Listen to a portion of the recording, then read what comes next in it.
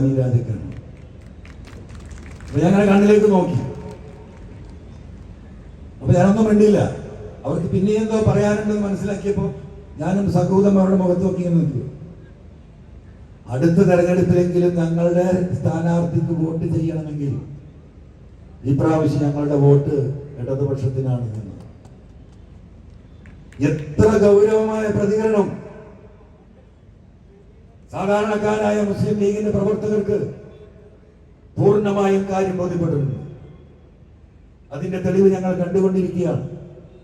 മണ്ണാർക്കാടും അതിന്റെ അലയൊലി ഉണ്ടാകുമെന്ന കാര്യത്തിൽ ഒരു തർക്കവും നിങ്ങൾ കരുതണ്ട. ഒരു പാർട്ടിക്ക് കൊടി പോലും പിടിക്കാനുള്ള അവസ്ഥയില്ലാതെയാക്കിയല്ലേ? എങ്ങനെ സഹിക്കും ഇന്ത്യൻ യൂണിയൻ മുസ്ലിം ലീഗിന്റെ പ്രവർത്തകർ? കൊടിയില്ല മാത്രമല്ല, കോൺഗ്രസിന്റെ കൊടിയും പോയി. ഒരു രാജ്യത്തിന്റെ പ്രധാനമന്ത്രിയാകുമെന്ന് പറഞ്ഞ് കഴിഞ്ഞ തെരഞ്ഞെടുപ്പിൽ കേരളത്തിലെ മുഴുവൻ വോട്ടും കൊള്ളയടിച്ചു പോയവരാ. ഇപ്രാവശ്യം പറയുന്നില്ല കേട്ടോ പ്രധാനമന്ത്രി.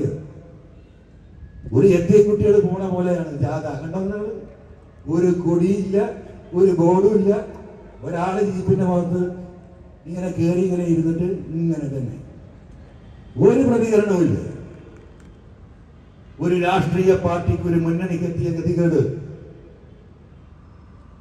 കുഞ്ഞാലിക്കുട്ടി സാഹിബിനെ ഇറക്കി കൊടിയൊക്കെ മാറ്റി പ്രകടനം, റോഡ് ഷോ പുറപ്പെടാൻ സ്റ്റാർട്ട് ചെയ്യുമ്പോഴാണ് രാഹുൽ ഗാന്ധി ഇങ്ങനെ തിരിഞ്ഞു നോക്കുമ്പോ കുഞ്ഞാലിക്കുട്ടിന്റെ മുഖം. പറ്റില്ല. എന്താ കാരണം? എന്താ കഴിഞ്ഞ തെരഞ്ഞെടുപ്പിൽ സംഭവിച്ചത്?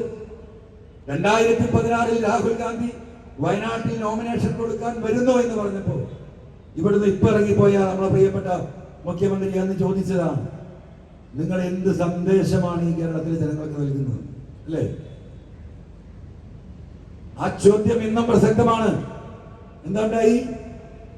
എന്തായിരുന്നു 2019 തെരഞ്ഞെടുപ്പ്? 19 തെരഞ്ഞെടുപ്പിൽ എന്തായിരുന്നു സ്ഥിതി?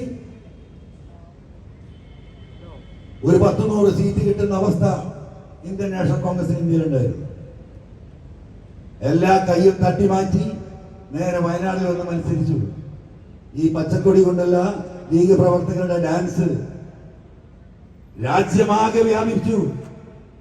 നോർത്ത് ഇന്ത്യയിൽ മുഴുവൻ RSS BJP പ്രചരണം നടത്തി. നോക്കൂ, ഇന്ത്യയിലെ ഹിന്ദുക്കളെ ഭയപ്പെട്ട് കേരളത്തിലെ മലപ്പുറം എന്ന് പറയുന്ന ഒരു ജില്ലയുണ്ട്. 100% മുസ്ലിങ്ങളാണ്. അവരിന്നും ഇന്ത്യയിൽ ലയിച്ചിട്ടില്ല. അവരിന്നും പാകിസ്ഥാൻ വാദികളാണ്. ആ പാകിസ്ഥാന്റെ പച്ചക്കൊടിക്ക് പിന്നിൽ ഇതാ രാഹുൽ ഗാന്ധി ഇന്ത്യയിലെ ഹിന്ദുക്കളെ ഭയപ്പെട്ട് മുസ്ലിങ്ങളിൽ അഭയം തേടിയിരിക്കുന്നു. ഇതാ പ്രചരിപ്പിച്ചത്. ആ പ്രചരണം ഏറ്റു.